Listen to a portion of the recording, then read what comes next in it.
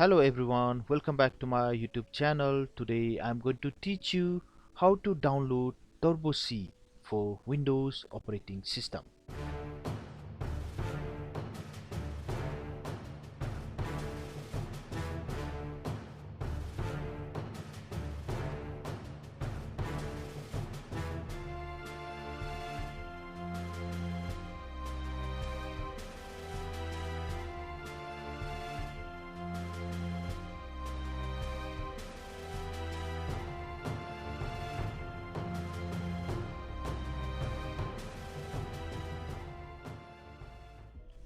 First of all, you type here google.com.np, then type here rupen.net.np, press enter. You will see here website rupen.net.np and click here my blog. Okay, scroll down, you will see here read more, click here.